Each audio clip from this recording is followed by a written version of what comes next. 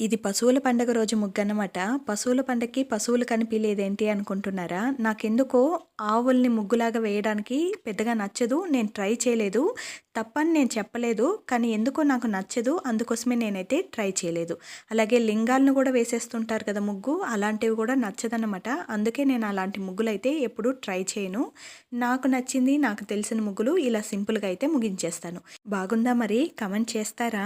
ఇక పశువుల పండగ ముగ్గులైతే ఇలా ముగిసింది. ఇక మెయిన్‌గా చెప్పాల్సిందొకటి, మాలాగా ఎప్పుడైనా సంవత్సరానికి 1, 2 సార్లు ముగ్గులు వేసే వాళ్ళకి ఫస్ట్ రోజు బాగానే ఉంటుంది. రెండో రోజు, మూడో రోజు ముగ్గు వేయడానికి కూడా వీలు కాదు. ఎందుకంటే తొడలు బాగా పట్టేస్తుందన్నమాట. గట్టిగా అయిపోతుంది. చాలా నొప్పిగా ఉంటుంది. నాకు రెండో రోజే అవ్వలేదు ముగ్గు వేయడానికి. ఇక పశువుల పండుగ రోజు అంటారా, అలా వంగి ముగ్గు వేస్తుంటే ఎక్కడ పడిపోతామో అనేలాగుంది. ఇక ముగ్గులు వేసేసి ఫ్రెష్ అప్ అయిన తర్వాత ఇలా అయితే రెడీ అయ్యాను. దీన్ని మీ ఊర్లో ఏమంటారో చెప్పండి. మేమైతే గేంగులంటాం.